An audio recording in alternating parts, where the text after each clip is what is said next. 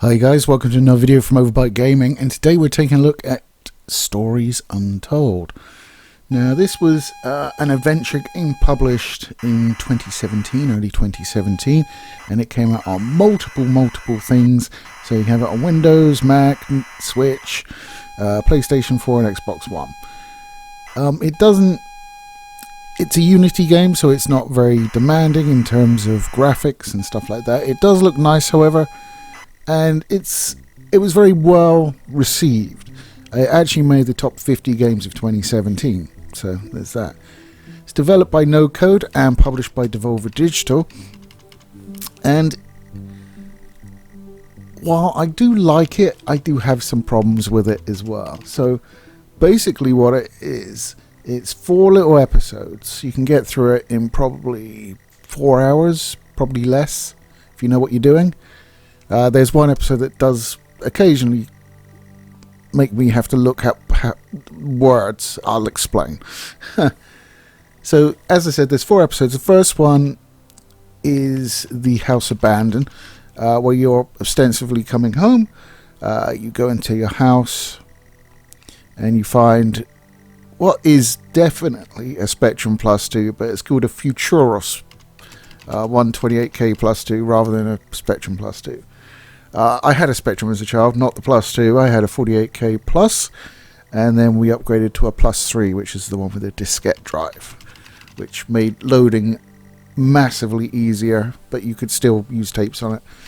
The Plus 2 I always felt was a little bit inferior because this is basically after Amstrad bought out Spectrum and just basically used the chassis of their, I think it was the Amstrad CPC. I never had an Amstrad, so that's just off the top of my head. To put a tape drive onto a Spectrum.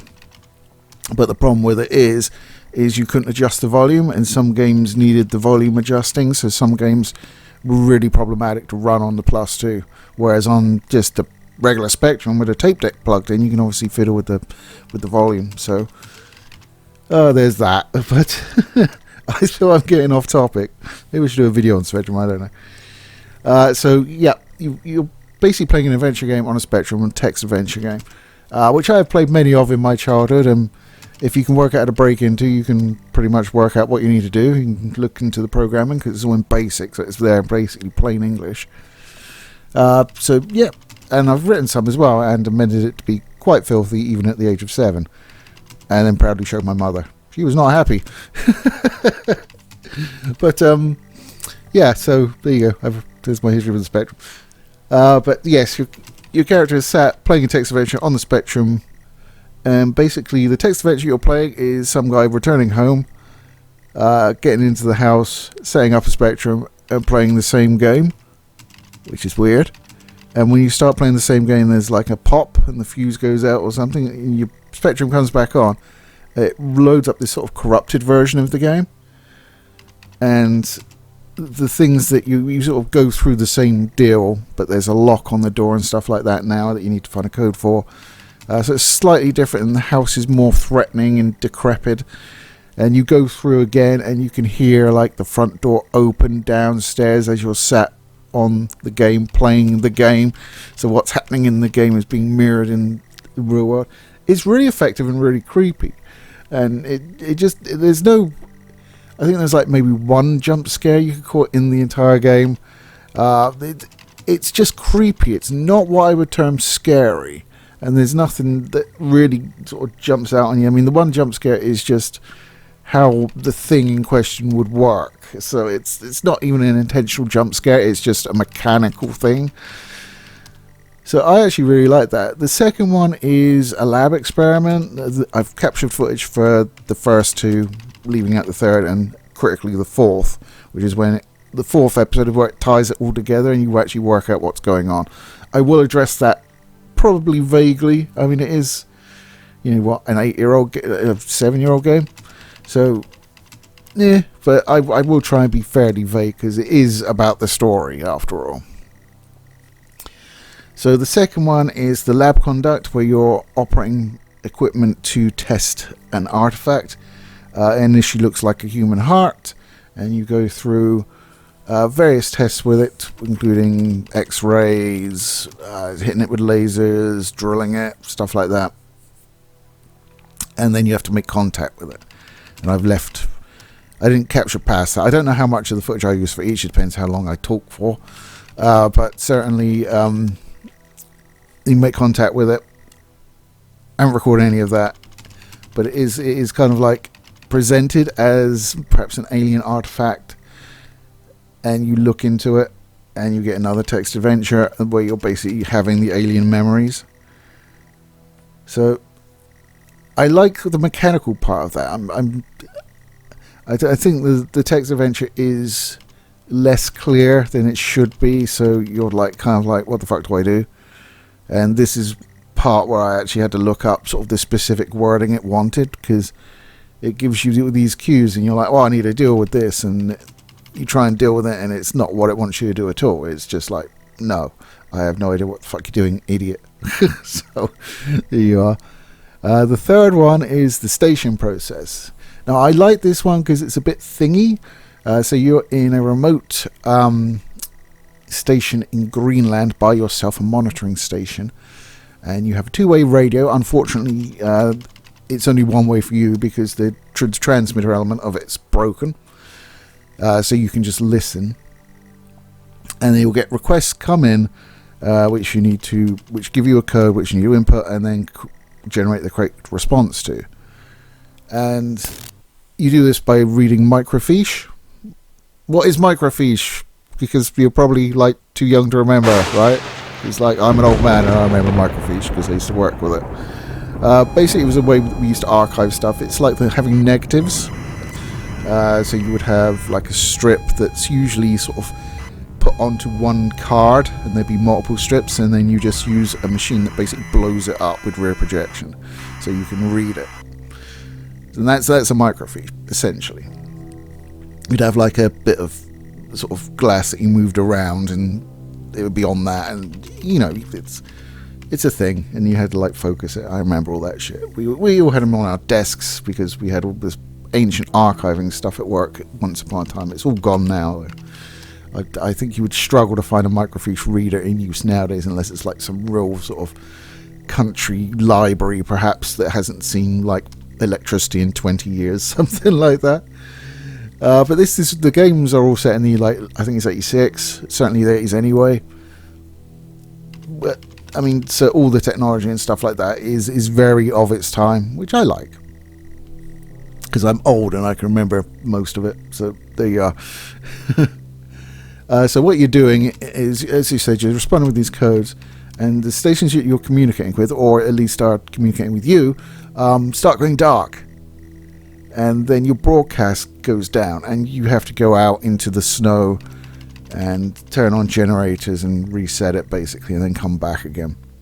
And it's pitched kind of like an alien invasion, like it's coming, and the stations are going dark, and you're just sat in your little booth, and sort of like past through your radio equipment, you can see out the window, you can see the snow going past just in the background, and like a tree moving about or something. And you're always kind of like slightly on edge if something's going to move past that. I don't think it ever did. I never saw it if it did do it. But it does have sort of that tension to it.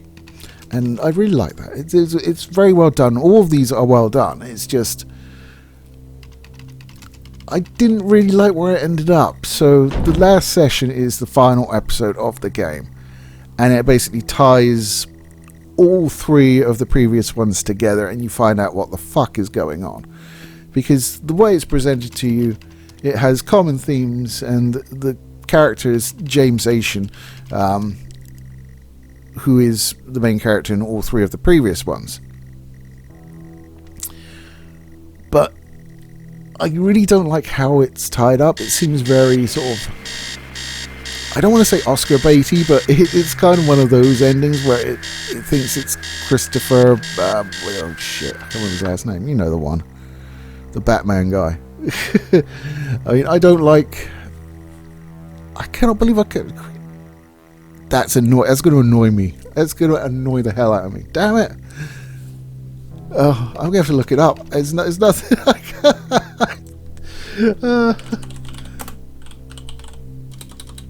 Oh dear, I can't spell Begins. Nolan, Christopher Nolan. There we go. Jesus Christ, I'm stupid. Okay, Christopher Nolan. It feels like Christopher Nolan movie, and like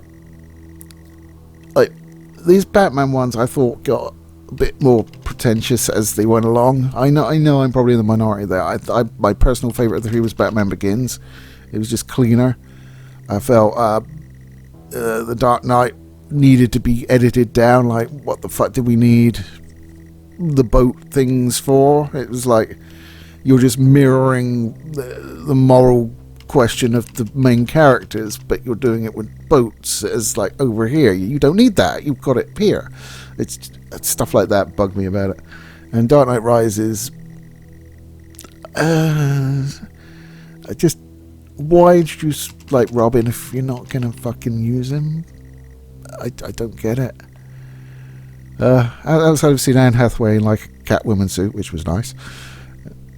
And obviously Bane's voice was a bit problematic, and the fact he wasn't a Mexican, it's kind of like, okay, at least you broke his back, right? Okay, good job. Anyway, yes, so in his later movies, for me, he gets more pretentious. I didn't like Interstellar. I haven't bothered with, was it the time travel-y one that he did? Oh, I can't remember the name of it. But yeah, I mean, he just seems to be making stuff complicated for just to be complicated and be like, haha, look how clever I am. And to be fair, he didn't really used to be like that. Like, certainly Batman Begins was just an outstanding movie, and I really enjoyed it. But it wasn't full of that sort of stuff. And this game has a lot of that about the ending. I guess I'll go into it. So, spoiler warning, forward to whatever time is on screen if you don't want to hear the conclusion of a 2017 game. Although, to be fair, it did release on the consoles and Switch 3 years later, so it's only a 5-year-old game for that. So basically what's happened is, this is the mental processes of James Asian, who is currently in hospital having survived a car crash. The car crash unfortunately claimed the life of his sister, and it was his fault because he was drunk and giving his sister a lift home. His sister realizes that he's drunk and tries getting a pull over, but he refuses and crashes in oncoming traffic. And if that wasn't bad enough, he's able to make it out of the car while his dying sister is trapped in there, and then proceeds to pour whiskey in the car that he hit and put the bottle in there to basically shift blame. I'm pretty sure you would get tested anyway, but whatever. So yeah, pretty reprehensible thing to do, and you will notice there are things in the previous stories that all point towards this ending. It's not like a fucking hard left turn or anything. Once you know the ending, you can go, okay, I see. There's references to a car here. Like in the first game, there's a note from your dad, and you read it the second time through in the sort of dark version, and it says, "Get out of the car, get out of the car, get out of the car." So there's stuff like that all the way through it. And it does, in the fourth one, you do go back to the various points, and it sort of hammers it home that, look, see, it ties in here. But it just, I don't know, I kind of really hate shit that is all made up, you know what I mean? And then it was all a dream. I mean, I really hate that when TV shows do it, like Charmed, Buffy, Star Trek. They all do this thing where they're like, oh no, you're just mental, none of this actually happened. And you're like, well, it's on again next week, so we know that's not right. Okay, let's begin. I mean, it ruins what is one of DS9's strongest episodes for me, where, was it Far Beyond the Stars, I think? Something like that.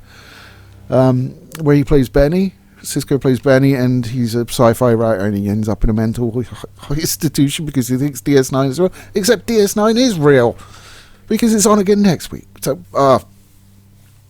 stuff like that annoys me. Next Gen did it as well with Riker getting captured, and Charm did it with one of the sisters in a demon's trap. It's just like, no, I don't buy this. It's boring, and it's a waste of everybody's time. Come on. And this game essentially does that. You sort of finish off watching the TV show Stories Untold, and you're therapist basically saying, okay, well, you know, we've had our session. I'm going to pass on what we've discovered here to the police, and you will no doubt go to jail. Well done, you. And that is the end of the game. And you're just sat there going, okay. I kind of liked it better when it was just like these weird stories rather than like tying it together with just hallucinations and guilt. It may work for some people. For me, it's a bit of a letdown. Anyway, that will be the end of the spoiler bit. So welcome back to the one person that bothered to skip it, I suspect. I'm going to have to make a time code to put on the screen as well. So you're welcome. All this effort for the one guy. I enjoyed the game. As I say, I wasn't jazzed about the ending. I know it was very well received. It was nominated for tons of rewards, but I kind of feel like that was kind of the point of it, if you know what I mean. The gameplay, don't expect too much. It is very much keyboard interface. There's a lot of sections where you have to do basically word text adventures. So, you know, if you can't get on with that, I mean, it's a bit of a hard sell for you. It's more interesting in the story. So, like, when it sort of has an ending that I'm not 100% on board with, it's a little bit disappointing for me.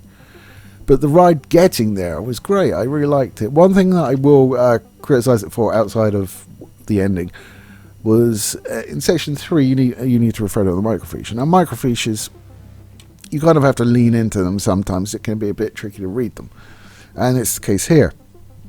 But you need to copy type exactly what is on the microfiche onto the computer. And I there were several moments where I swore I copied it completely correct. Went back and forth, checked it, and I actually had to look it up online. And I was like, that isn't like a G, a zero, that's a G or something like that. You know, like really similar things that, like, if you're too far away, can look the same. And that was kind of the case there. So I would have preferred to be able to sort of like zoom it in a bit further so I could see a bit more detail on it, which you can do on a microfiche machine, by the way. But yeah, outside of that, I really enjoyed the game. I liked the systems they implemented. It was just, it had sort of like that whole doing a job kind of thing in like sections 2 and 3, which, you know, a job simulator type game, which, you know, I'm a bit of a sucker for, even though, you know, who likes work? Not me. I'll like it even less next week because this is the second week of my 2 weeks off. So I will be back at work next week, and I'm not looking forward to it. Let's be honest. Going to bed when I want, getting up where I want, and playing video games all day. It's better than working, in fairness, which is probably why I don't get paid for it. You know, unless, you know, you want to share this with about, you know, 3 million people, then I might be able to. But probably not. Anyway, guys, that's my review of Untold Stories. I want to say Untold Stories, but it's Stories Untold. Why not Untold Stories? That just makes so much more sense in my brain. But there you go. It is like £8.50 on Steam. I happened to get my copy for free. It was one of Epic's free games many moons ago. It's been sat in my library, much like many Epic games, sort of unplayed for a while now. So I decided, you know, there's like one game I may be interested in, and it's not even out while I'm recording this, so it was kind of like, it's too late for this week. If I do buy it, you might get that next week. So I was just like looking for something to review, and this one interested me. Before I forget, there is another slight criticism in that you have to sit through the opening credits on every episode. They're not particularly long, but they're not short either, so that's a bit annoying, and you can't skip it, or at least you couldn't skip it that I could find. I was pressing keys and stuff and nothing was skipping, so whether I missed it or not, I don't know, but I don't think I did. There's not much to the game in terms of controls, but there you go. I mean, I understand it was, my understanding is it was released separately, sort of episodically, initially. And the House Abandoned, the first one, and probably I'd say the shortest. I think that was like a result of Discomfort. something separate, and they sort of turned it into this. So there you go. Stories Untold. I think I enjoyed the game. Not crazy about the ending. A few niggles here and there, but generally, yeah, I enjoyed it. And I got it for free, which is better. It is like £8.50 on Steam. So it's not going to break the bank if you want to try it. But as I say, it's a pretty short game. Sub 4 hours, I would say, easily. Especially if you know what you're doing. We have the situation under Which control. I did in the footage. Or mostly. I still fuck up some of the text prompts. Because I'm an idiot. But there you go. So, that's all for this week. And I'll catch you next time. Take it easy, guys.